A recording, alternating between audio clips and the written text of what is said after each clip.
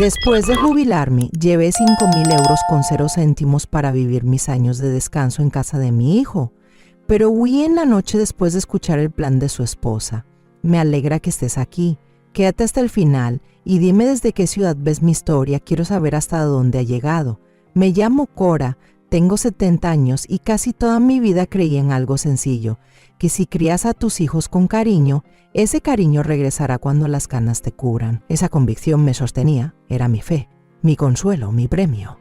Sin embargo, he descubierto, quizá demasiado tarde, que el amor no siempre vuelve del mismo modo en que lo entregas y que a veces las mentiras más peligrosas son las que una se repite. Nací en un pueblito llamado Santa María de la Esperanza, tan pequeño que ni aparecía en la mayoría de los mapas, solo hileras de maíz, un par de caminos polvosos y el cacareo de las gallinas en el patio de tierra. Los veranos olían a sudor y agua de estanque y los inviernos significaban partir leña hasta que las manos sangraban, pero era mi hogar, un sitio donde la chaviza jugaba con palos y no con pantallas y los vecinos se gritaban por las ventanas, no por teléfono. Mi papá me puso Cora y dijo, significa corazón, algún día serás el corazón de esta familia. Entonces rodé los ojos porque me sonó cursi, pero hoy siento cada latido de ese nombre retumbando en mi pecho. Sí me convertí en el corazón, bombeando vida en silencio para todos mientras nadie se fijaba si yo estaba agotada. Crecí en una casa de madera que mi padre levantó con sus propias manos. Las paredes eran delgadas y el techo goteaba con la lluvia, pero dentro se respiraba risa de la buena, aquella que se cuela por la cocina mientras se hornean galletas y los perros ladran afuera. No tenía muchos juguetes ni ropa bonita, pero había calor humano y miradas que de verdad me veían. Francisco fue una de esas miradas. Lo conocí en el picnic de la iglesia cuando yo tenía 17. No era presumido, solo un chico callado con manos curtidas por el trabajo y una forma suave de escuchar. Me acercó una rebanada de sandía y dijo, «Tiene usted una sonrisa linda, señorita Cora». Y así empezó todo. Nos casamos bajo un árbol detrás del granero de su familia. Llevé un vestido prestado que olía a lavanda y antigüedad y nuestro banquete no pasó de tortas de jamón y pan de maíz que yo horneé, pero me sentía la muchacha más rica de Stillwater porque tenía a Francisco y eso me bastaba. Juntos forjamos una vida pequeña y difícil, pero nuestra. Francisco se partía el lomo con 3 trabajos durante las huelgas de la fábrica, días en la planta, noches descargando fletes y fines de semana reparando techos por unos pesos.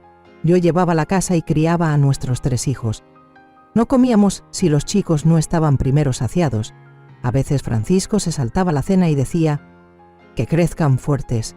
Nosotros estaremos bien». Recuerdo aquella noche en que nos quedamos sin combustible para la calefacción en pleno invierno. Francisco envolvió a los niños con todas las cobijas y luego me estrechó bajo su abrigo. Temblamos juntos hasta el amanecer. Eso era el matrimonio, no cenas a la luz de las velas, sino sobrevivir al frío en equipo. Entonces llegó el cáncer, de golpe. Un día le dolía el costado y 2 meses después el doctor soltó las palabras que partieron mi mundo. Etapa 4. No hay nada que hacer. Vendí la camioneta, pedí prestado al fondo de la iglesia y me senté a su lado mientras se encogía hasta volverse casi irreconocible. Jamás se quejó. La noche antes de morir me tocó la cara y susurró, «Prométeme que vas a comer bien y que no te matarás trabajando». Asentí aunque la garganta me ardía. Partió al alba siguiente. El cuarto quedó en silencio salvo por mi respiración y el crujido de mi corazón rompiéndose. Era el día más frío del año. La nieve cubría el huerto que él había plantado, ahora marchito y gris. Yo llevaba el mismo abrigo negro que usé en el funeral de mi madre. Al regresar del entierro encontré la casa vacía. Sus botas seguían junto a la puerta, su taza de café aún en el fregadero. Pero el hombre que daba calor a ese lugar ya no estaba. Sin pensión, sin ahorros, sin nadie más que mis hijos. Fue entonces cuando me dije que estaba bien. Todavía tengo a nuestros hijos. Ahora viviré por ellos. No necesitaba lujos, no soñaba con cruceros ni departamentos junto al mar. Lo único que quería era un lugar en su mesa, un cuarto tranquilo en su casa, una comida calientita compartida con familia que recordara que yo importaba. De verdad creí que eso bastaba. Dios mío, de verdad creí que eso bastaba. Aquella mañana empezó como cualquier otra. Estaba junto a la estufa esperando que hirviera el agua, echando café instantáneo en mi taza azul con un pedacito roto, la misma que usé por 15 años. La ventana de la cocina estaba apenas entreabierta, dejando pasar el airecito de primavera todavía húmedo por el rocío. Los pajaritos cantaban en algún lugar cerca del poste del cerco. Luego vino el toquido, uno corto como de alguien que no planeaba quedarse mucho. Abrí la puerta y vi a un hombre con rompevientos color beige y una tablilla en la mano. Se presentó como alguien de la Oficina de Desarrollo del Condado. Entrecerré los ojos contra el sol mientras él señalaba hacia el terreno junto a mi casa. Ese pedacito de tierra con una cerca vencida y flores silvestres que florecían cuando les daba la gana. Antes era de mis papás. Mi papá sembraba maíz allí cuando yo era niña. Y después se quedó en silencio, intacto, salvo por uno que otro conejo cruzando entre la hierba alta. Carraspeó. Dijo algo sobre una nueva carretera federal que iba a pasar por esta parte de Arkansas. Dominio eminente. Compensación. Al principio no capté todo lo que dijo, hasta que mencionó la cifra. $185,000 con 0 centavos. Me senté sin siquiera darme cuenta. Mis manos en el regazo, los dedos apretándose entre sí. Los números resonaban en mi cabeza como campanas de iglesia en domingo. Nunca había visto tantos ceros juntos en toda mi vida. $185,000 con 0 centavos. Nunca me lo imaginé. Por un momento no se sintió real. Como si se hubiera equivocado de dirección. Como si aún estuviera dormida soñando en el sillón junto al radio. Cuando se fue, me quedé sentada en silencio en la mesa de la cocina. El agua de la tetera se había enfriado. El café seguía seco en la taza. Ese dinero no era algo que yo había ganado. No lo trabajé, no lo sudé, no lo sangré para hacerlo aparecer. Era tierra heredada de gente que vino mucho antes que yo. Gente con tierra en las uñas y esperanza en el pecho. Pensé en la voz de mi padre, cómo tarareaba mientras removía la tierra, en cómo mi madre enrollaba las hojas de maíz para secarlas. Esto no era mío, no de verdad. Era de ellos, y yo tenía que honrarlo. Al principio no le conté a nadie, ni siquiera al vecino que a veces venía con su pay de durazno. Guardé la carta oficial en el fondo de mi libro de recetas, detrás de la página del pastel de pollo. No estaba lista para decirlo en voz alta. Más tarde, esa tarde sonó el teléfono. En la pantalla apareció Esteban. El corazón me dio un brinquito. No llamaba desde hacía meses, desde Navidad, y aún entonces fue un rápido «Te quiero, ma», y se fue. Contesté con el pulgar temblando un poco mientras deslizaba la pantalla. «Hola, ma», dijo. Su voz suave como si hubiera estado pensando en eso un buen rato. «¿Cómo estás por allá? ¿Todavía te mueves bien?» Sonreí sin querer. «Estoy bien, mi amor. Todavía dando guerra». Luego, tras una pausa, dijo. «Oye, estaba pensando, ¿por qué no vienes a quedarte con nosotros un rato? Sé que es un lugar pequeño, pero podemos hacer espacio. Ya es hora de que dejes de vivir sola». Algo se me atoró en la garganta. No sabía cuánto necesitaba escuchar esas palabras, que alguien pensara en mí, no solo como madre o abuela, sino como alguien que vale la pena tener cerca. Cerré los ojos un segundo y dejé que su voz llenara el silencio. De pronto, la cocina ya no se sentía tan vacía. Recordé cuando Esteban era chiquito, cómo se sentaba en los escalones del frente esperándome después de mi turno nocturno en la panadería, con una bolsa de papel marrón llena de panecillos donados y su linternita en la mano. Nunca se quejaba, ni una sola vez. Solo me abrazaba fuerte cuando llegaba y me preguntaba, ¿ya comiste, mamá? Tal vez ahora me tocaba a mí sentarme en el porche de alguien más, sentirme arropada otra vez. Después de la llamada me quedé sentada mucho rato en la mesa. Para entonces, el café ya se me había enfriado 2 veces. Sonreí sola, una sonrisa de esas que escondes aunque nadie te vea. «Voy a ir», susurré, «pero empacaré poco. No quiero ser una carga». Esteban debió sentirlo porque me dijo, «No digas eso, mamá, eres mi madre». Una frase simple, pero para mí lo fue todo. Un reconocimiento, un lugar, la prueba de que aún era más que alguien que solía importar. A la mañana siguiente abrí el baúl de cedro al pie de la cama. El olor a naftalina y tiempo me golpeó como un recuerdo. Doblé unos vestidos, guardé la bufanda que Francisco me había dado en nuestro aniversario número 30. Una de lana clara que solo usé una vez. Muy bonita para el uso diario. Envolví nuestra foto de bodas en una toalla y la coloqué entre 2 suéteres. Las esquinas ya estaban descoloridas, pero los ojos de Francisco seguían mirándome igual, firmes. Finalmente, tomé la libreta de ahorros del cajón de arriba y la metí en el bolsillo lateral de mi bolso de tela. Todavía llevaba mi nombre. No se lo había contado a nadie. Ni a Esteban, ni a su esposa. No lo escondía. Solo necesitaba aferrarme a algo que fuera mío. Solo un poquito más. Tal vez después les ayudaría, si lo necesitaban. Tal vez les ofrecería arreglar la cocina o aportar algo para la universidad de las niñas. Pero primero necesitaba llevarlo conmigo. Recordar que aún tenía algo que no vino de dar. Algo que nació de ser. La luz de la mañana se colaba por la cocina mientras cerraba la maleta. Los pájaros seguían cantando. La casa crujía en los mismos rincones. Pero por primera vez en años, sentí que me iba no por necesidad, sino por esperanza. Al día siguiente salí de Stillwater en un autobús rumbo al norte que olía un poco a vinilo y gasolina. No llevaba mucho, solo una mochilita al hombro y una bolsa de tela apretada contra el pecho. Dentro iban las cosas que me hacían sentir yo misma. Un frasco de mermelada de durazno hecha en casa, un recipiente pequeño de crema de cacahuate mezclada a mano con miel, y 3 sobrecitos de té de hierbas, hechos con toronjil y menta que crecían salvajes en el borde de mi jardín. Los había preparado con esmero. No quería llegar con las manos vacías, aunque solo fuera una visita. Seguía siendo madre. Seguía siendo abuela. Y eso aún significaba algo. El autobús retumbaba por la carretera, rebotando sobre los baches mientras el paisaje cambiaba poco a poco. Los campos infinitos de maíz en Arkansas se transformaron en tierras secas, luego en edificios de ladrillo con anuncios deslavados. Y al final, en esa mancha gris y extensa que indicaba que ya estábamos cerca de Ciudad de México. Lo vi todo pasar por una ventana empañada. El sol brillaba sobre el techo de metal de un granero, lo último conocido antes de que la ciudad nos tragara por completo. Apreté los dedos alrededor de la bolsa de tela sobre mis piernas. Me susurré: donde estén mis hijos, ahí pertenezco. Quería creerlo, necesitaba creerlo. Para cuando el conductor anunció nuestra parada, el aire afuera se había vuelto denso y caliente, como respirar entre algodones. El verano en Ciudad de México no se sentía como los veranos tranquilos de agua estancada. No era ese calor que te hacía sudar bajo el ventilador del porche mientras tomabas té helado. Este calor era otra cosa. Duro, pesado, de esos que se te pegan en la espalda y te hacen doler las rodillas. Bajé del camión y entrecerré los ojos ante el sol. La estación no era más que una banca con sombra al borde de un estacionamiento. El asfalto brillaba bajo el peso del mediodía. Mis zapatos, de cuero bueno, los había lustrado la noche anterior. Me apretaban. Había imaginado este momento tantas veces, pero no me había preparado para lo afilado que se siente el mundo fuera de mi pueblito callado.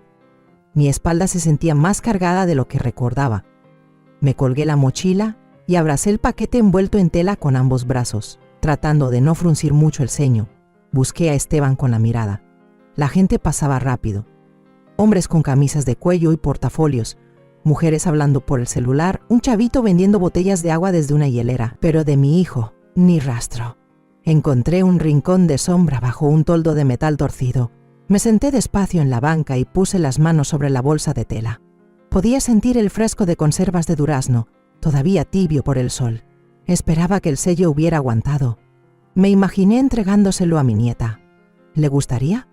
¿Recordaría que su abuela Cora venía de un lugar donde todavía crecen duraznos en los árboles? Miré mi reloj, casi 20 minutos pasadas las 12. Tal vez había tráfico, tal vez se le olvidó. No, me dije, él no se olvidaría. Ajusté mi pañuelo y traté de alisar el frente de mi blusa, ya húmeda por el sudor. Debí traer un sombrero. No había viajado tan lejos de casa en casi 15 años. La última vez fue para el funeral de Francisco. Un claxon bajo me sobresaltó. Esteban llegó en una camioneta vieja que tosió una vez antes de apagarse con un resuello. Cuando bajó apenas reconocí al niño que alguna vez cargué en mi cadera. Su pelo, antes del color del maíz al sol, tenía ahora mechones grises. Surcos marcaban su frente, líneas de cansancio que no se notaban en las fotos que a veces me mandaba por mensaje. Le toqué la mejilla cuando se acercó a abrazarme. «Has envejecido, mi amor». Casi lo susurré, aunque me mordí la lengua. No era juicio. Era el dolor de ver cómo el tiempo también lo había golpeado. Me prometí ahí mismo. Estoy aquí para aliviar, no para sumar peso. El trayecto por las calles de Ciudad de México me sacudió. Iba callada en el asiento del copiloto, las manos cruzadas sobre el regazo, mi bolso a los pies. Mis ojos saltaban de un lado a otro ante la avalancha de autos bocinando, Ciclistas zigzagueando entre el tráfico como hilo en aguja, peatones gritando por el celular. El tráfico aquí es otra cosa, dije con una risa temblorosa. Esteban se rió. Sí, uno se acostumbra, pero yo no estaba segura de que alguna vez lo haría. Aún así, sentarme junto a él y escuchar su voz era como ungüento sobre una quemadura que no sabía que tenía. Cuando llegamos al edificio de departamentos se me detuvo un poco el aliento. Un edificio estrecho de ladrillo, con barandales verdes ya deslavados, pavimento agrietado y una fila de botes de basura rebosantes al lado. A ese lugar ya se le habían pasado sus mejores años. No dije nada.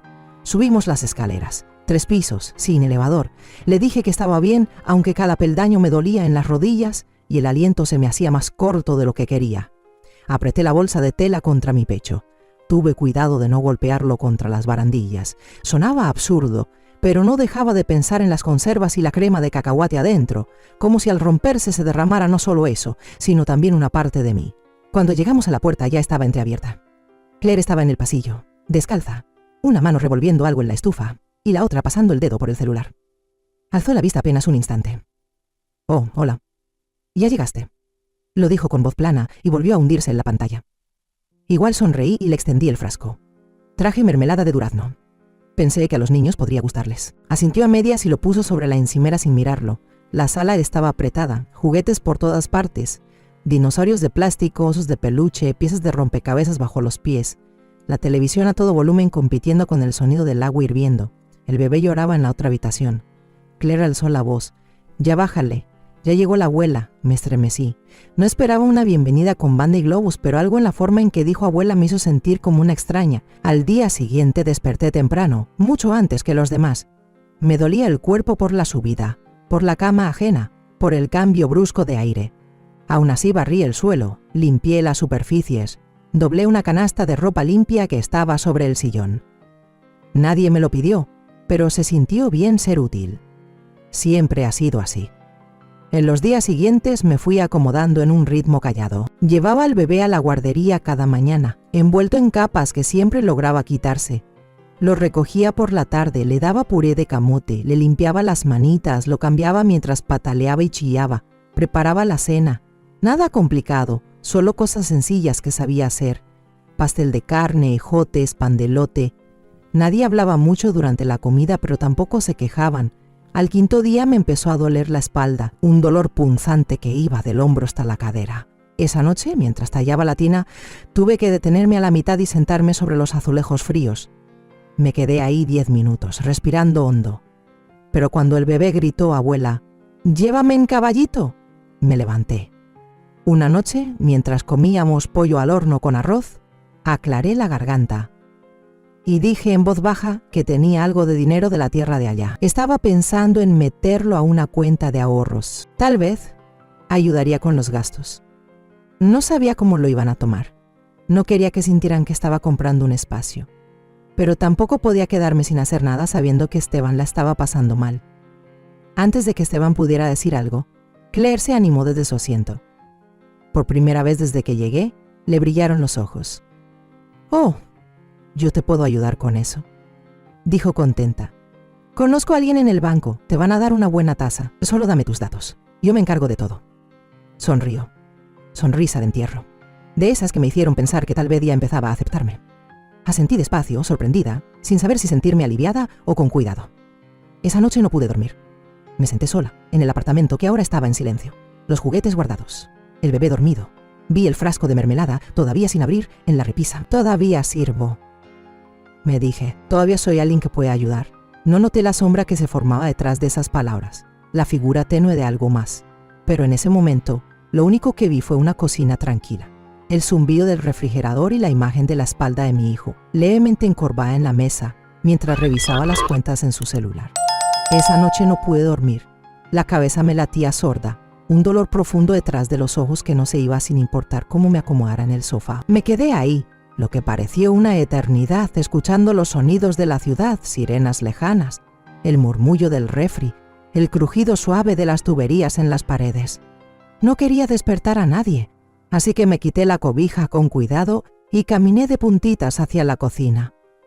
Las rodillas me dolían con cada paso, y las tablas del piso se quejaban bajo mi peso, aunque intentaba moverme como un suspiro. Ya era costumbre, esa clase de hábito que nace cuando vives en casa ajena. Caminar con cuidado, hablar poco, desaparecer si se puede. Al pasar junto al cuarto de Esteban y Claire, escuché voces, suaves pero filosas como el borde de un plato roto. Me detuve. Debí seguir caminando, pero hubo algo en la manera en que Claire dijo mamá que me dejó clavada al suelo. No estaba espiando. Eso me repetí. Solo me congelé. Tal vez porque una parte de mí ya intuía lo que venía. La voz de Claire sonaba tensa, amarga. Estoy agotada, Esteban. Trabajo todo el día y luego llego a esto. Tu madre está aquí pidiendo todo y los niños no me dejan ni un segundo. Se me cortó la respiración. Apoyé la espalda contra la pared. Ha invadido la sala, siguió Claire. Ni siquiera tenemos un espacio para sentarnos. Ella solo se tira ahí como si viviera aquí. Me temblaron las manos. Esa sala, si se le podía llamar así, apenas tenía espacio para mi manta y una silla plegable. Ni siquiera desempaqué mi segunda bolsa. Pensé que había sido lo bastante invisible. Pero entonces la voz de Claire se volvió peor. Sigue hablando de ayudar, de darnos dinero. ¿Dónde está? No he visto ni un centavo, solo palabras y promesas, como si tuviéramos que esperar rogando. Sentí un nudo en el pecho. No se los había contado aún porque no sabía cómo. Ese dinero no era solo mío, era como un relicario, un pedazo de mis padres, una franja de tierra convertida en papel. Quería darlo, pero también quería que fuera decisión mía. Esteban no discutió, solo suspiró largo, cansado. Si se va, ¿quién va a cuidar a los niños? ¿Quién va a cocinar y limpiar? ¿Quieres hacer todo eso además de lo demás?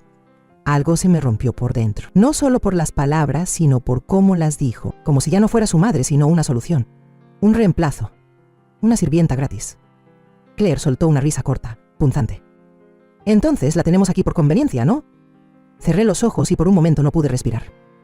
Esa frase. Tenerla aquí como si fuera una lámpara vieja que a nadie le daba ganas de tirar. Sentí que me ardían las mejillas, pero no de vergüenza. Era algo más frío. Como si me estuvieran borrando. Me quedé ahí, detrás de la pared, escuchando cómo mi hijo y su esposa iban despedazando mi dignidad. No lloré. No pude. Hasta las lágrimas se sentían demasiado avergonzadas para caer. Me di vuelta despacio y regresé por el pasillo, envuelta en sombras como en una manta que ya no abriga. A la mañana siguiente desperté antes del amanecer, como siempre. Preparé café, hice hotcakes, corté manzanas en gajitos pequeños como les gustaban a los niños. Me tembló la mano al verter el agua caliente para la avena y una gota me quemó el dorso. El ardor fue intenso, pero no me moví. Solo abrí la llave de agua fría y dejé correr mientras con la otra mano seguía revolviendo. Nadie lo notó y preferí que así fuera.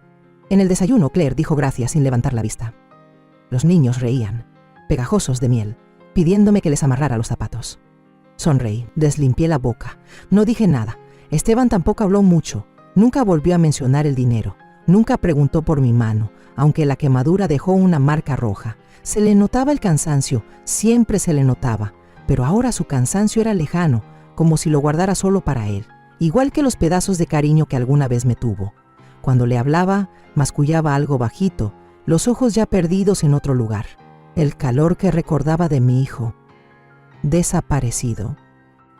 Tal vez se había ido hace tiempo y yo simplemente no quise verlo. Cada vez que me sentaba un momento, esas palabras volvían a sonar. Manténla aquí para sacarle provecho. Como un disco rayado que suena en el fondo de mi cabeza, siempre atascado en el mismo bucle cruel. No podía borrarlos ni con cloro ni ahogarlos en agua de trastes. Ya vivían dentro de mí, eran parte del aire que respiraba en ese departamento. Una tarde empezó a llover en cortinas largas y plateadas. Claire se le olvidó comprar leche. No le dije nada. Me puse mi vieja chamarra de lluvia, tan delgada como papel de baño, y caminé las 6 cuadras hasta la tienda. La lluvia fría me golpeaba la cara como bofetadas chiquitas. Mis zapatos se empaparon en minutos, pero seguí caminando. La leche pesaba en la bolsa de plástico mientras regresaba. De camino, resbalé un poco en la banqueta mojada. Nada grave, solo lo suficiente para que se me encogiera el corazón. Me agarré de un buzón hasta que el suelo dejó de dar vueltas. Tenía los dedos entumidos, las rodillas me dolían. Cuando crucé la puerta, chorreando en el mosaico de la entrada, Claire me echó un vistazo desde el sillón. ¿Fuiste a salir con ese clima?, preguntó. No con preocupación, sino con fastidio. Estornudé, tratando de sacudirme el frío. No sonrió, solo murmuró. Si te resbalas y te rompes algo, va a ser un problemón. Mejor te hubieras esperado. Me quedé ahí un momento, todavía con la leche en la mano. El agua se juntaba alrededor de mis zapatos. Me di cuenta que no me estaba regañando por enfermarme. Me estaba advirtiendo que no fuera a convertirme en una carga. No era una visita, no era familia, era un estorbo en potencia. Me sequé en el pasillo. Nadie preguntó si estaba bien. Nadie volteó cuando pasé por la sala para guardar la leche en el refri. Esa noche, sentada sola en la mesa de la cocina, con una toalla enredada en los pies y tomando té recalentado, vi la ampolla en mi mano y pensé, al menos este dolor sí tiene sentido. Esa noche me acosté en el colchón delgado en el piso del cuarto de mi nieto. El techo se veía borroso con la luz tenue del pasillo que se colaba por la puerta entreabierta. La cobija era muy corta, los pies me dolían de frío y mis manos se acurrucaban tiesas contra el pecho, arrugadas y moradas por el clima. Me quedé mirándolas mucho tiempo, casi sin parpadear. Eran las mismas manos que una vez sostuvieron el cuerpo febril de Esteban cuando era un bebé. Las mismas que le remendaban los jeans cuando se los rompía jugando en el patio. Ahora parecían reliquias olvidadas de otra persona, que ya no tenían lugar. Las palabras de Claire volvían como cada noche. You're just keeping her here, to make use of her. Nadie las repetía en voz alta, pero ahí estaban. En el silencio cuando entraba a un cuarto, en la mirada rápida cuando se me caía un plato, en la forma en que Claire me quitaba la taza de café de las manos antes de que pudiera rellenarla. No era una invitada. Ni siquiera era alguien no deseada. Era tolerada, como un electrodoméstico viejo, demasiado pesado para mover, demasiado útil para tirar. Cerré los ojos, pero el sueño no llegó. Pensé en Francisco, mi Francisco, y cómo cada invierno lijaba en silencio el pasamanos de madera para que no astillara. Cómo siempre me ofrecía la mano al bajar del porche, incluso cuando aún era joven y firme. No hablaba mucho, pero su presencia decía más que cualquier consuelo que haya sentido desde entonces. En su mente valía, no por ser útil, sino porque era suya, como fui de Cuara. Ahora, en este departamento moderno con su refri zumbando y su pantalla plana, me sentía como una extraña sin papeles. Nadie me había quitado la identidad de golpe, pero me había vuelto invisible, sin idioma, sin país, sin derecho a decir nada. No estaba enojada por el dinero. No estaba enojada por el sillón, ni por los quehaceres, ni por el silencio. Estaba enojada por haber sido reducida a una función, después de todos los años que derramé en mi familia, cada comida, cada rodilla raspada, cada noche sin dormir.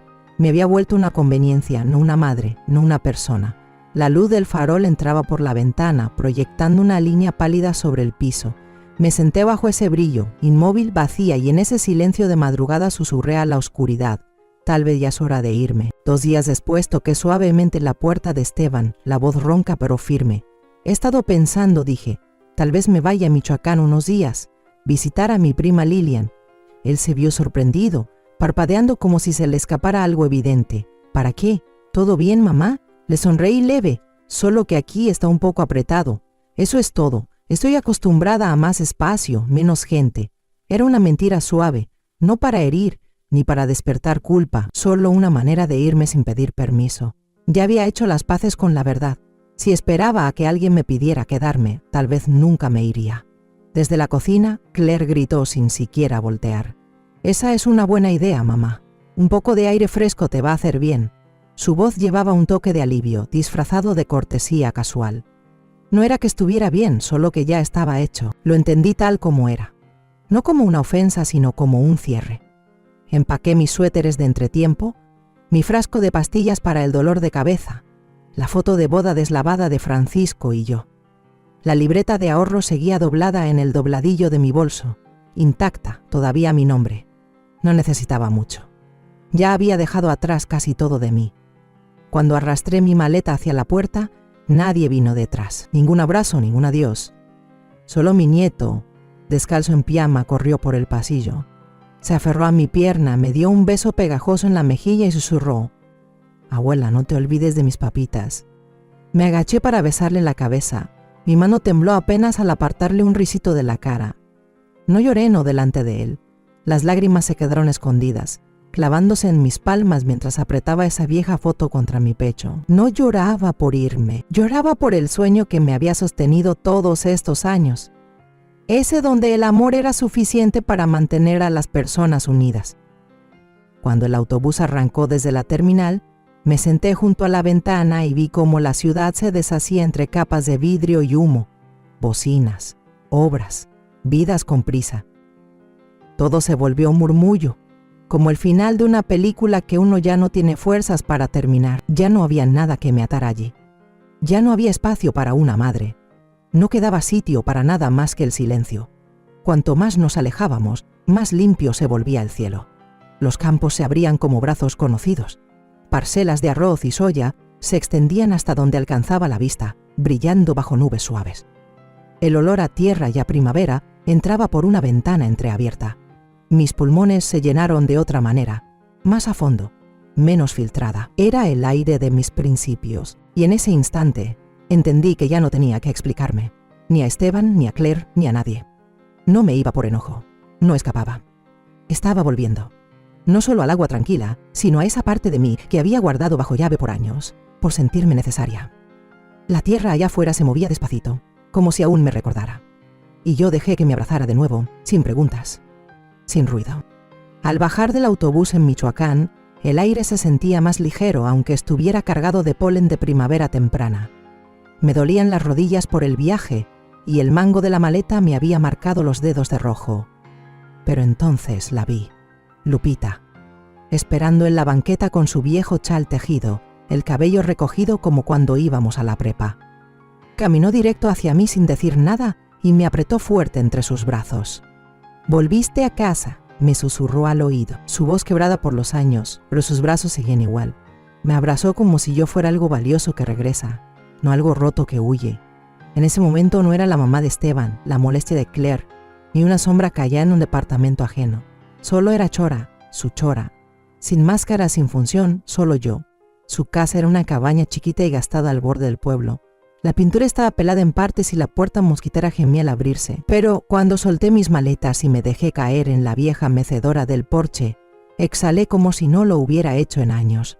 Los cojines estaban desteñidos, la madera crujía bajo mi peso. Pero nada en ese espacio me pedía nada. El aire olía a pino y tierra húmeda. A lo lejos se escuchaba una motosierra, seguramente del rancho del señor Betonet, y el silbido de un tren de carga deslizándose por el valle. Lupita me puso en las manos una taza tibia de té de manzanilla y luego me dejó estar en silencio. El sol bajaba entre los castaños, bañando de luz suave los escalones del porche. El viento arrastraba unas hojas lentas en círculo cerca de mis pies. Y mientras la luz se desvanecía, los únicos sonidos que quedaban eran los gorjeos de los gorriones y el suave susurro del viento colándose entre las vigas del techo. Recosté la cabeza hacia atrás, me ajusté el chal sobre los hombros y cerré los ojos. Por primera vez en meses me quedé dormida, no por agotamiento ni porque mi cuerpo se rindiera, sino porque me sentía en paz. Ese tipo de sueño que no llega por el silencio, sino por la ausencia del miedo. Nadie me observaba, nadie esperaba que terminara de lavar los trastes o que cargara al bebé o que me hiciera a un lado. Nadie me necesitaba y aún así me sentía más completa de lo que me había sentido en mucho, mucho tiempo. En los días siguientes, la vida en Michoacán me abrazó con suavidad, remendando poco a poco las heridas profundas que me había dejado Ciudad de México. Mis mañanas eran sencillas y humildes, lavándome la cara con agua fría sacada de la vieja bomba del patio trasero, el golpe helado despertándome con dulzura. El desayuno nunca era gran cosa. Generalmente eran rebanadas de pan tostado con pepinillos caseros o los famosos emparedados de encurtidos de eneldo de Lupita. Pero el calor de compartirlo juntas lo hacía saber a banquete. La voz suave de Lupita preguntándome, ¿dormiste bien, Cora?, se convirtió en la música que me despertaba cada mañana, tan distinta de los murmullos indiferentes en casa de Esteban. Las tardes nos encontraban sentadas tranquilamente en el rechinante porche, las manos ocupadas desgranando frijoles o pelando chícharos, pero las mentes en calma, contentas. El sol bajando en el horizonte pintaba todo de un tono dorado suave, y el sonido rítmico de las vainas cayendo en los tazones de metal se sentía como terapia. Mi espalda se quejaba en silencio, los dolores recordándome la edad, pero Lupita siempre estaba ahí, rápida para traerme un cojín o darme su brazo como apoyo. Aquí cada dolor era una prueba de que seguía aquí, que aún me querían, que aún importaba.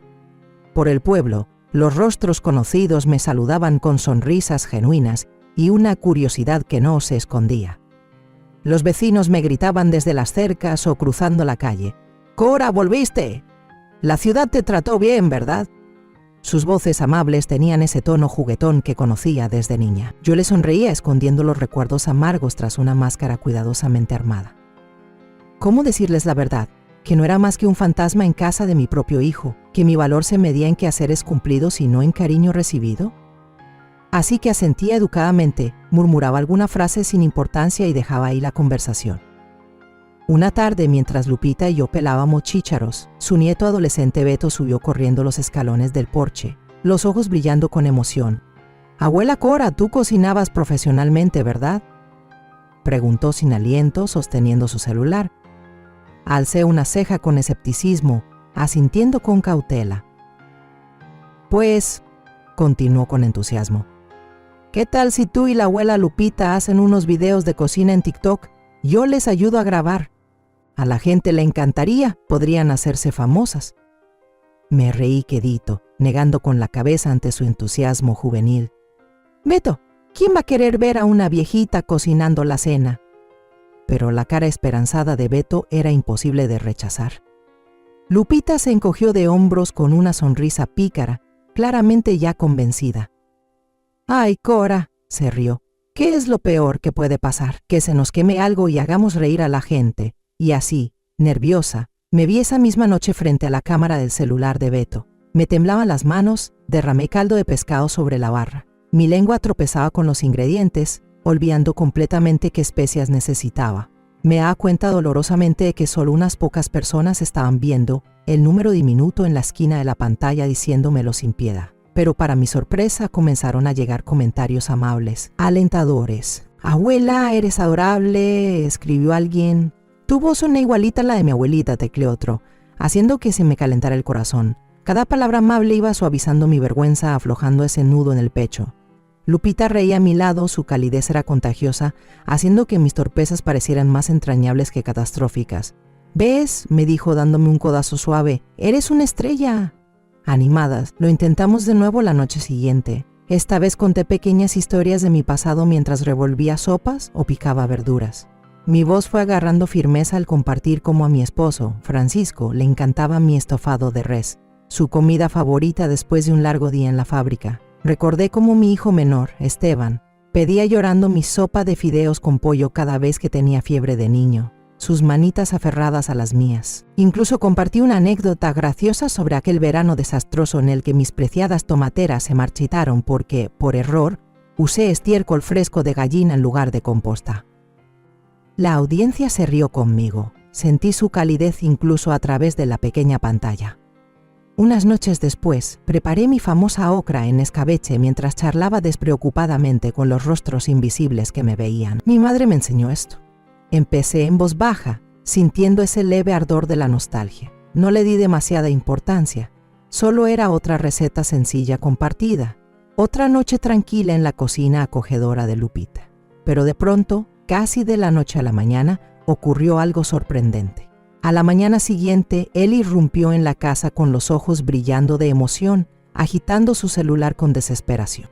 «Abuela Cora, te hiciste viral», gritó sin aliento. «El video de la ocra tiene más de 300 vistas». Lo miré sin entender por un momento, el corazón latiendo con incertidumbre. Beto me pasó el teléfono y deslicé el dedo lentamente por los comentarios, atónita ante la avalancha de mensajes llenos de cariño. Gente de todo el país me escribía para agradecerme, para decirme cuánto les recordaba a sus madres y abuelas. Una mujer de Texas escribió algo que me apretó suavemente el corazón. «Me recuerdas a mi mamá, que falleció el año pasado. Gracias por traer de vuelta su recuerdo». Mis ojos se llenaron de lágrimas repentinas y me senté de golpe, las manos temblorosas. Por primera vez en muchos años me sentí realmente vista. No era simplemente útil, no alguien a quien se da por sentado o se olvida en silencio. Era alguien que importaba. Alguien cuyas historias sencillas y comidas humildes podían tocar corazones a kilómetros de distancia. La revelación me envolvió como una ola suave y purificadora, arrastrando los recuerdos amargos y las decepciones escondidas. Miré alrededor de la cocina acogedora.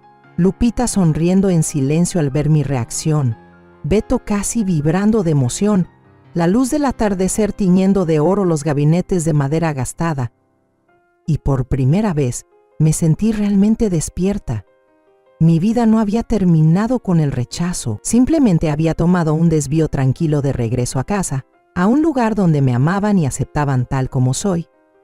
La primera vez que sostuve el dinero ganado por mis frascos de ocra en escabeche, se me cortó la respiración.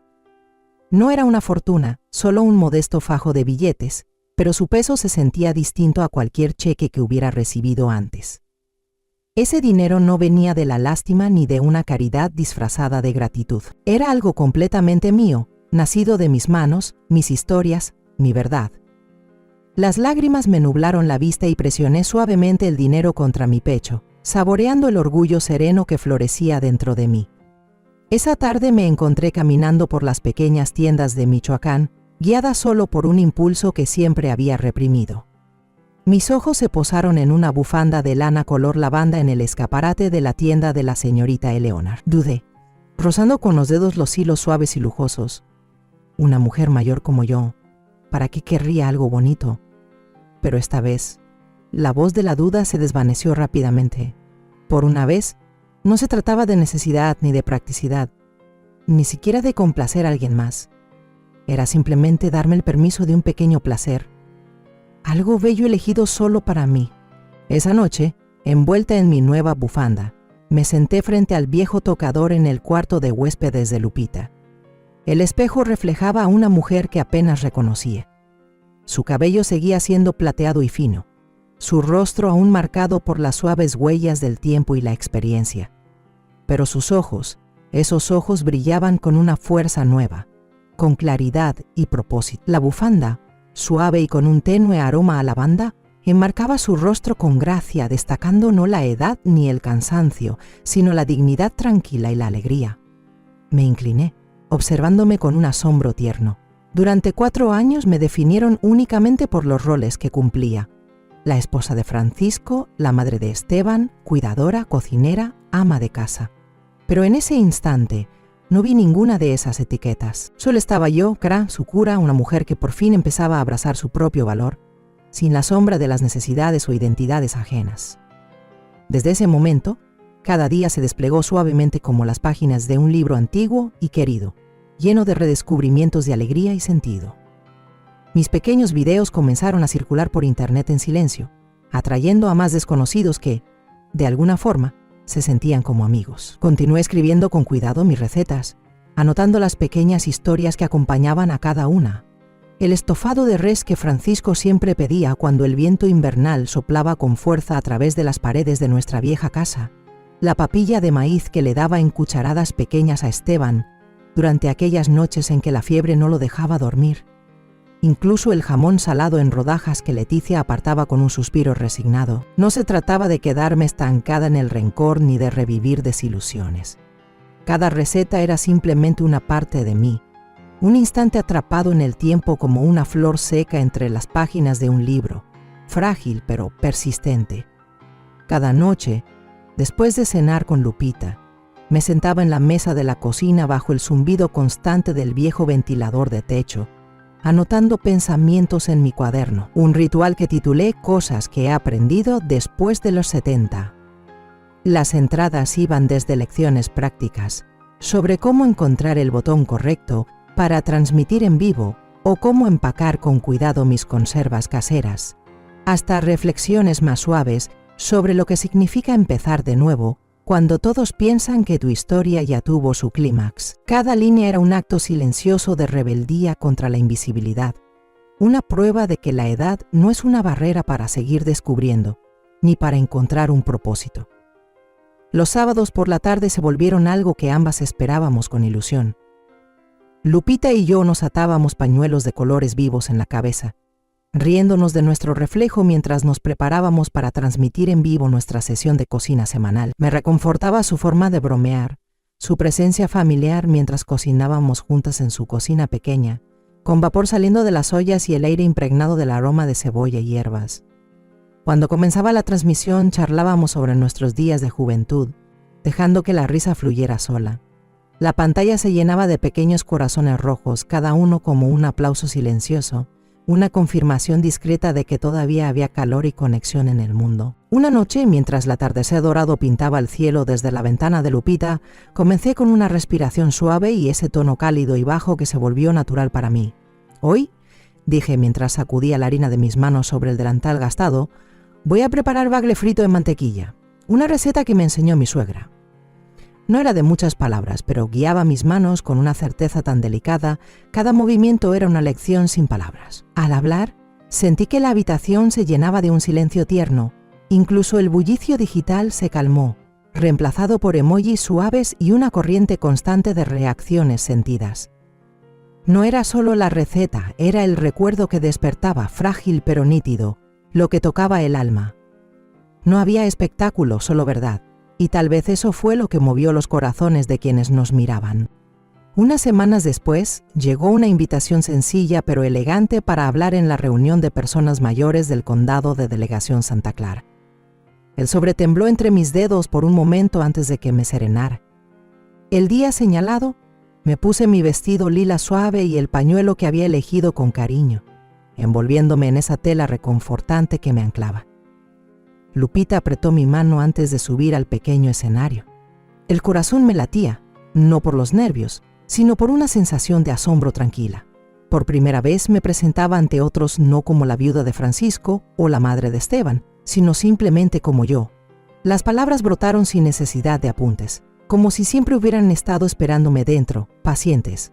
Envejecer no es el final, le dije al público silencioso, rostros marcados por los años y ojos brillando con una comprensión callada. Puede ser el capítulo más hermoso, si nos atrevemos a reescribirlo con nuestras propias manos.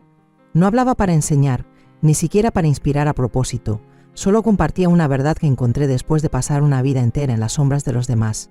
Mi discurso modesto fue grabado y se difundió sin ruido por nuestro pequeño pueblo y más allá.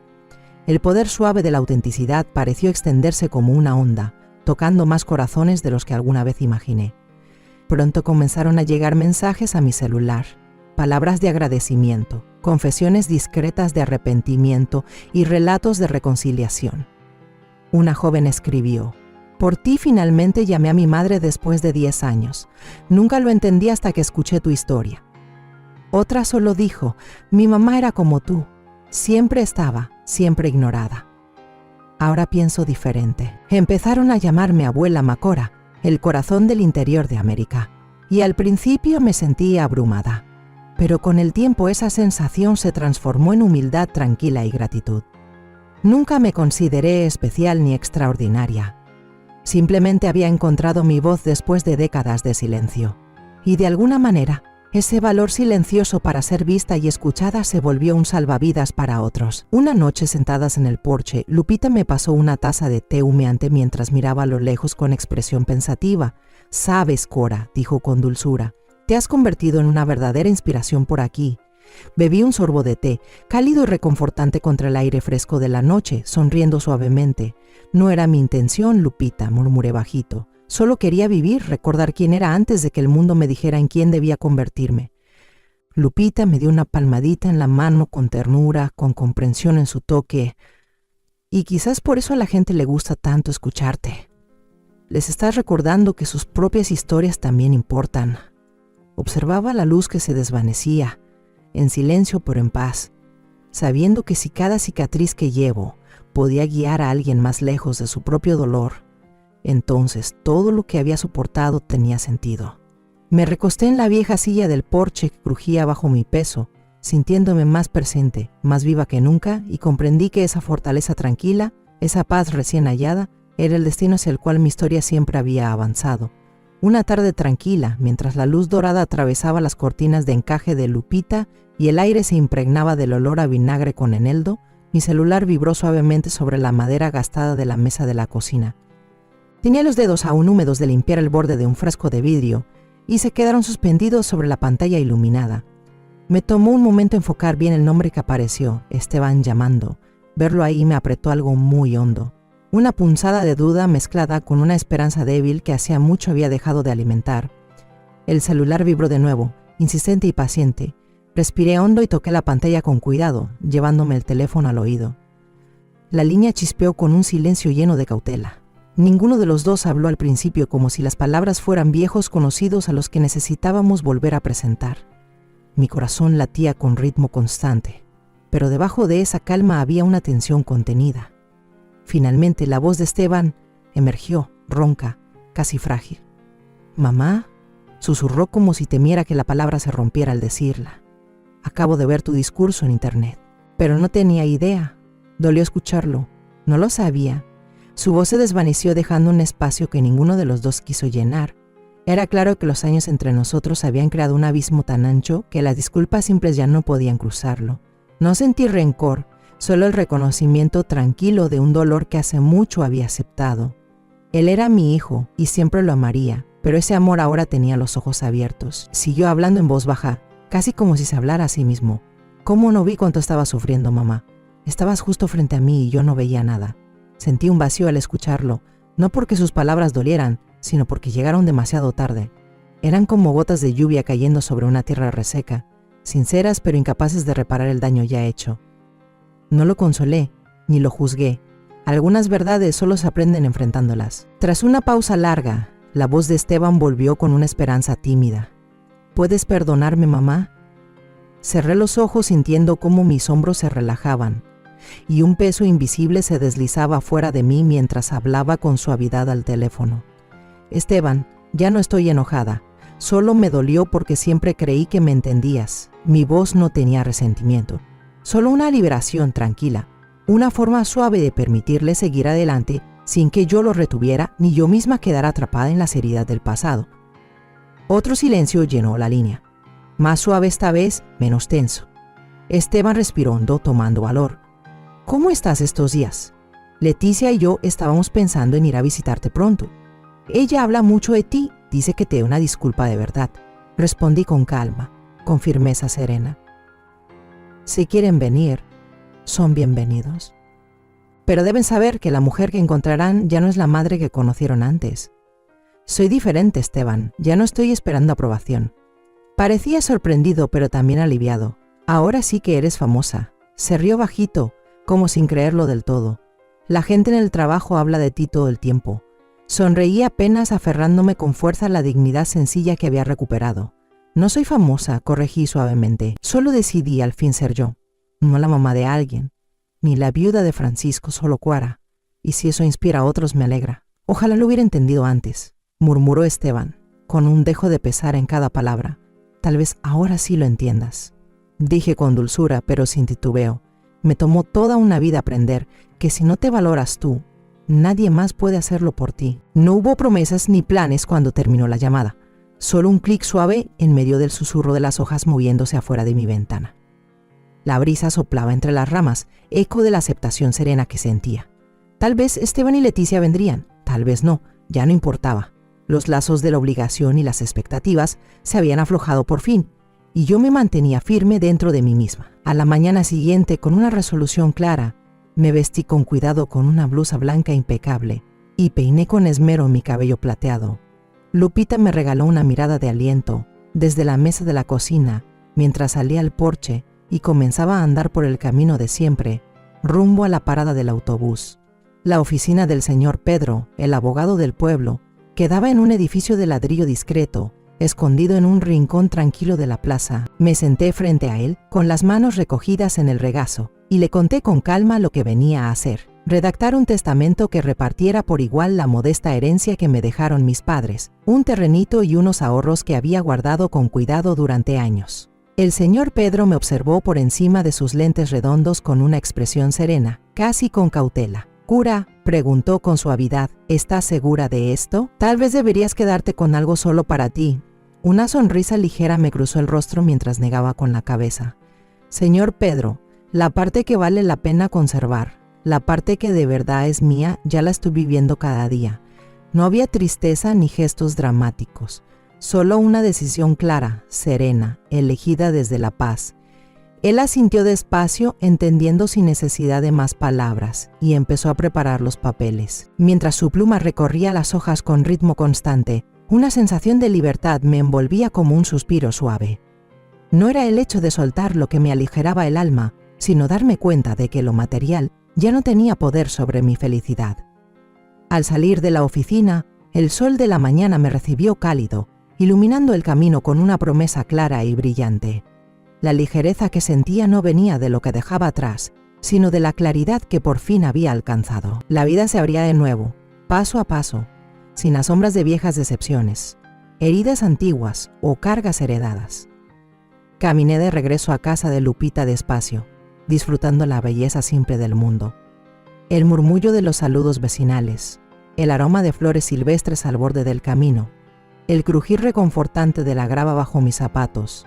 En ese instante silencioso, el mundo ya no era un lugar que recorría con cautela.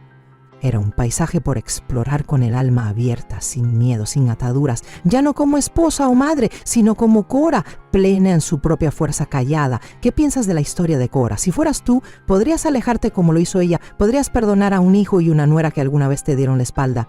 Comparte tu sentir en los comentarios. De verdad quiero leerte, porque una misma historia puede tocar corazones de maneras muy distintas. Para mí, esta no fue solo la travesía de una madre. Fue el viaje de un ser humano que se recupera a sí mismo. Después de haber dado tanto por tanto tiempo, Cora no perdonó para que la llamaran buena. Perdonó para que su corazón pudiera volver a respirar, para no llevarse la amargura al final de sus días. Y más que nada, aprendió una verdad que muchos olvidamos. Si tú no reconoces tu propio valor, nadie más lo hará. Contamos esta historia basada en hechos reales. Los nombres y lugares han sido cambiados para proteger la identidad de la persona involucrada. Es la historia de una madre que sacrificó toda su vida por sus hijos y nietos, y al final fue despreciada, utilizada y abandonada. Pero cuando ya no le quedaba nada que perder, se levantó. Y esta vez, vivió para ella misma. No la contamos para juzgar, sino para que quien escuche se detenga a pensar. ¿Cuántas madres están sufriendo en silencio dentro de su propio hogar? Ahora tengo curiosidad por ti, que estás escuchando mi historia. ¿Qué harías si estuvieras en mi lugar? ¿Te ha tocado vivir algo parecido? Déjamelo en los comentarios. Mientras tanto, te dejo en la pantalla final otras 2 historias que son favoritas del canal y que sin duda te van a sorprender. Gracias por quedarte hasta aquí.